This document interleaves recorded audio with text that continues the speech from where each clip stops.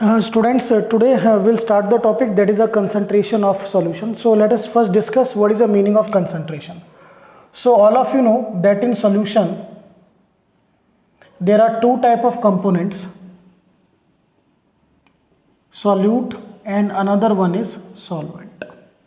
So concentration का meaning क्या होता है, that how much solute is present, or you can say parts of solute. Solute के कितने पार्ट्स हैं इन आइदर सॉल्यूशन और इन सॉल्वेंट. सॉल्वेंट के अंदर या सॉल्यूशन के अंदर, जिसमें भी आप कैलकुलेट करना चाहें, ऑन दैट डिपेंड कि कौन सी टर्म हम यूज़ करते हैं. कैलकुलेट क्या करना है, सॉल्यूट. तो सिंपल अगर मैं कहूँ I have a solution sugar plus water equal to sugar solution, तो यहाँ पर कंसंट्रेशन का मीनिंग क्या होगा कि भाई शुगर कितना है, how much sugar is present, किसमें, आइदर आप वाटर में निकालें या आप शुगर सॉल्यूशन में कैलकुलेट करें, both are treated as concentration. So what is the definition of concentration? It simply means parts of solute present in solvent or solution. Clear? So now let us discuss next various methods to express the concentration. Various methods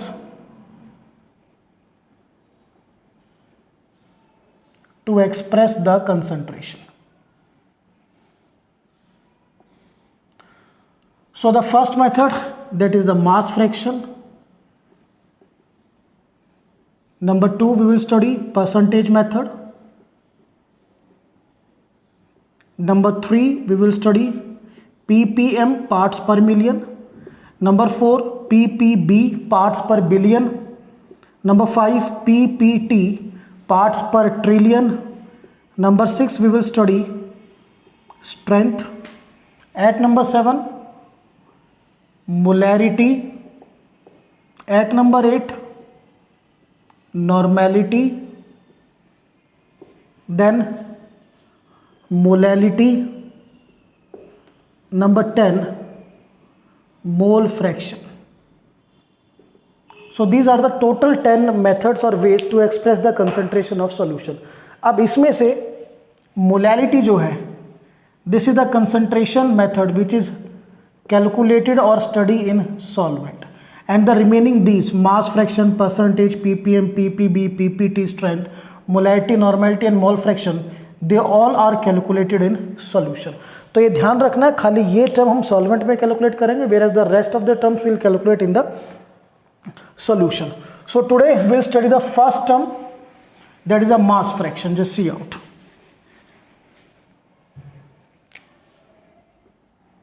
Mass fraction. So बेटा as the name indicate, fraction है ये. क्या चीज़ है, fraction. Fraction means simply we can say कि हमें एक ratio निकालनी है. So mass fraction is simply the ratio of mass of component. Solution में जो कंपोनेंट है उसका मास, जिसका मास फ्रैक्शन आप निकालना चाहते हो. ठीक है ना. Ratio of mass of component to the total mass of solution. Clear. जिस कंपोनेंट का आपको मास फ्रैक्शन निकालना है उसका mass, clear, divided by the total mass of solution, और you can say it is simply the ratio of mass of component to the total mass of solution. I will explain with the help of example. Suppose we are having a solution containing glucose and water. So mass fraction of glucose, ये किसके equal होगा, it is equal to mass of glucose upon mass of glucose plus mass of water. Mass of glucose plus mass of water, you can say also say it as the mass of solution, भी हम इसको बोल सकते हैं.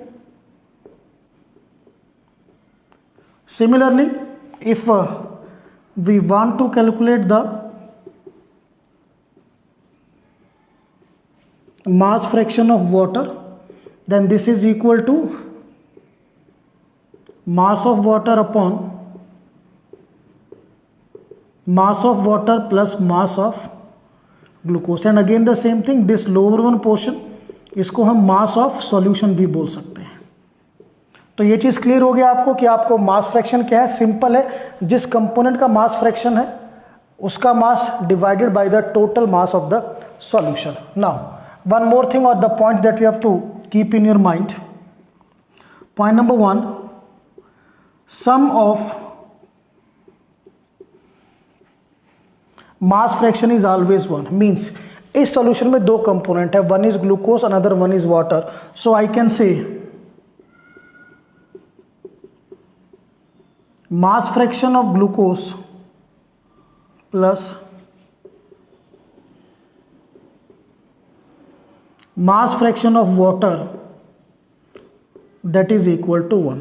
And the second very important point, since it is a ratio, so I can say this mass fraction does not have any units, so it will have the no units. So definition is clear, ratio of mass of component to the total mass of solution. Now we will see some numericals based on the mass fraction. So question number 1,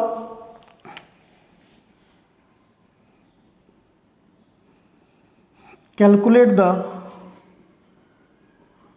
mass fraction of each component in following. हमें सभी component का mass fraction calculate करना है। So the first part given to us is solution contain 20 gram of NaOH plus 20 gram of water. चलिए इससे start करते हैं। So basically we are having a solution जिसमें 20 ग्राम NaOH है, 20 gram water है। तो मास फ्रैक्शन ऑफ NaOH,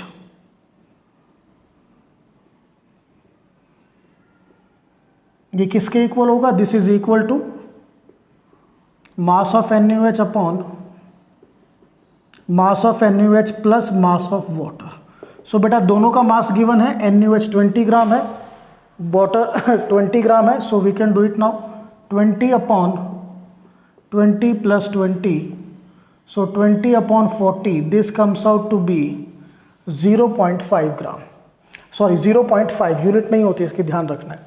तो mass fraction NaOH का कितना है? 0.5। Similarly mass fraction of water कैसे कैलकुलेट करेंगे?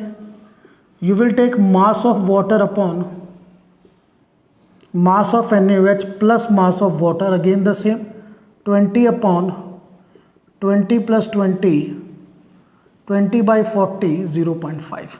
अब इसमें क्या है, आप अपने आंसर को खुद चेक कर सकते हो। यू नो जो सम ऑफ द मास फ्रैक्शन है 1 आना चाहिए, तो दोनों का अगर मास फ्रैक्शन आप ऐड करोगे 0.5 प्लस 0.5, टोटल कितना आ गया? 1।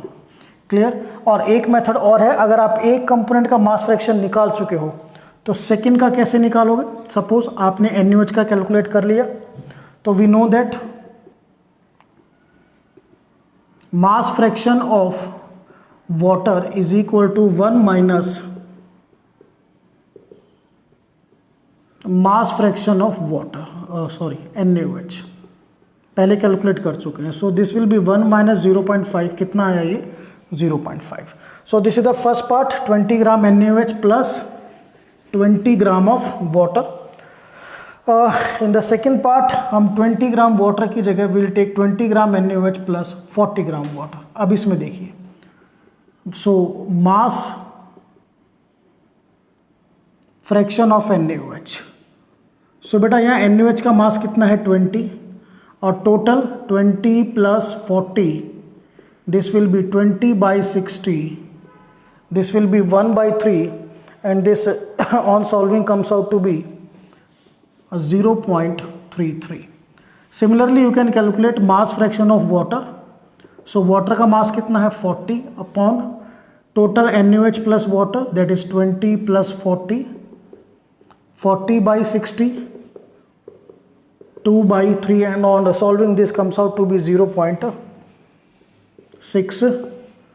This is the second one we have done. Now the third part,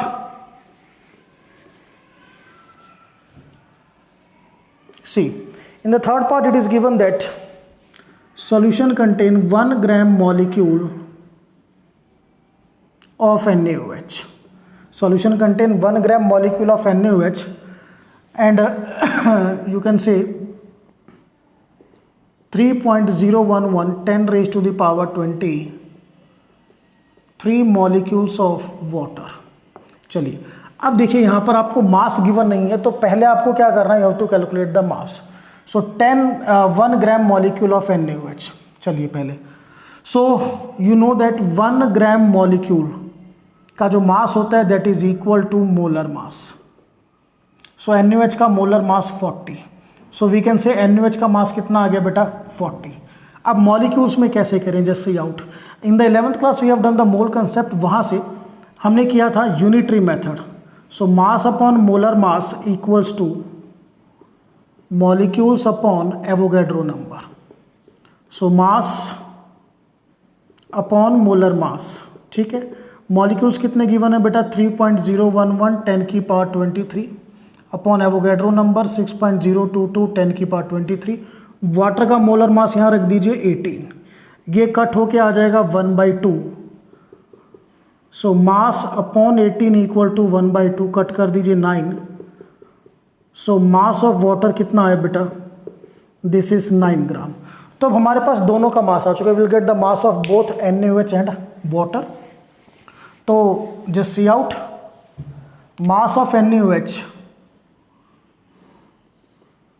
40 gram, mass of water is 9 gram. This we have done. Mass of water is 9 gram. Clear to all of you? So the mass fraction of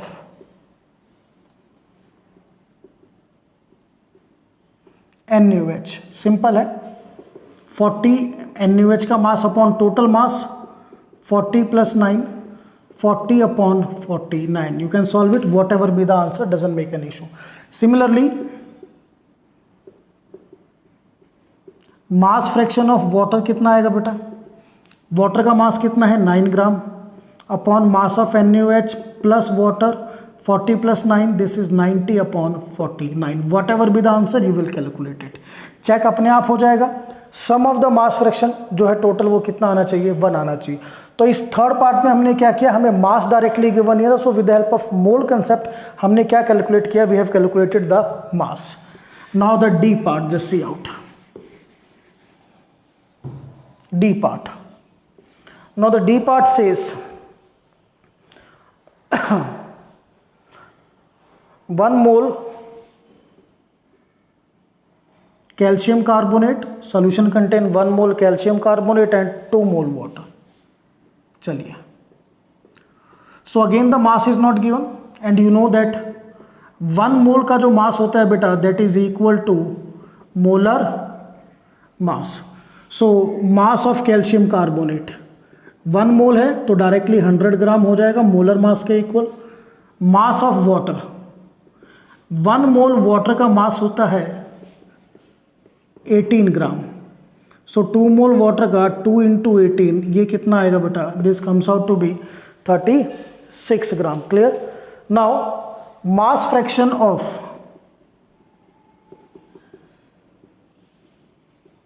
CaCO3. तो calcium carbonate का mass fraction, calcium carbonate का मास है 100 ग्राम, solution का मास 100 plus 36, ये 100 calcium carbonate 36 water. So it is 100 upon 136. So on solving this comes out to be 0.73. Similarly बेटा we can calculate the mass fraction of water. So यहाँ पर take the mass of water 36 upon solution का mass again 100 plus 36. So this will be 36 upon 136. On solving this comes out to be 0.26.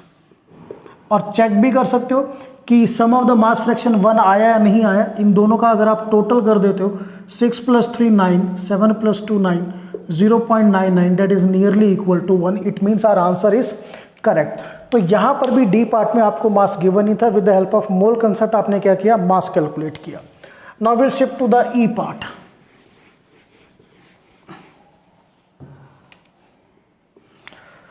Part E says 6.022 into 10 raised to the power 23 formula units of NaCl plus 10 gram molecules of water.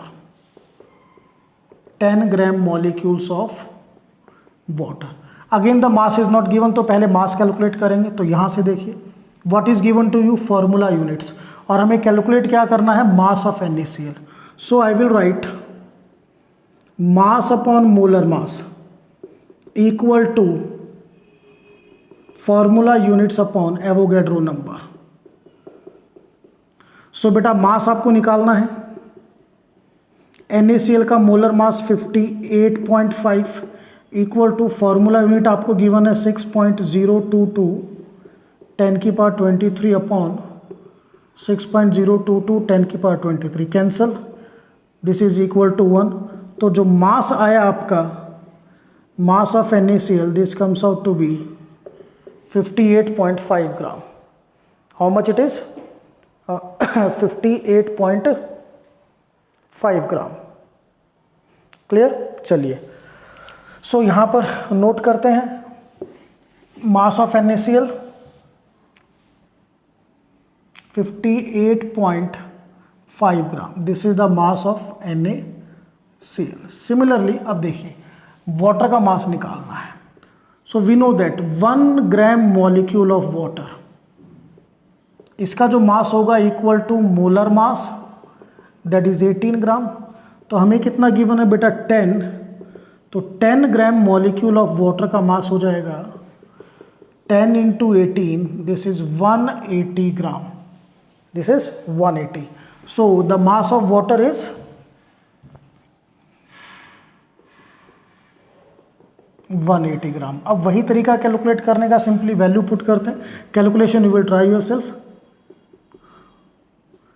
Mass fraction of NaCl, this is equal to mass of NaCl upon mass of NaCl plus mass of water. तो बेटा NaCl का mass कितना given है 58.5 ग्राम upon 58.5 plus water है 180. So on solving this you will calculate the mass fraction of NaCl. Similarly we can calculate mass fraction of water also. So this is equal to mass of water upon mass of NaCl plus mass of water. So put the values. Water का mass 180 gram upon NaCl 58.5 plus water 180. So on solving this again you will get the answer. And be clear how to check the answer. ये जो दोनों quantities है, suppose this comes out to be A, this comes out to be B. So A plus B, this is equal to 1. Means जो mass fraction का सम है वो कितना आना चाहिए, 1 आना चाहिए. So this we have done the numerical of the mass fraction also. ठीक है, ध्यान रखिए अगर मास डायरेक्टली गिवन नहीं है so you can calculate the मास. ठीक है, बाय यूजिंग मोल कंसेप्ट. और अगर मोल कंसेप्ट क्लियर नहीं है तो बेटा आप सर्च कीजिए मेरा चैनल, वहाँ पे आपको मोल कंसेप्ट का टॉपिक मिलेगा जिसमें डायरेक्टली आप मास कैलकुलेट कर सकते हो. That is not a big issue. ठीक है. सो इन द लास्ट एक बार फिर से बताएंगे what is the mass fraction. It is simply the mass of a component जिसका मास फ्रैक्शन हमें कैलकुलेट करना है to the mass of solution. यानी एक रेशो है कंपोनेंट के मास की divided by the total mass of solution. So this is all about the first concentration term mass fraction. That's all.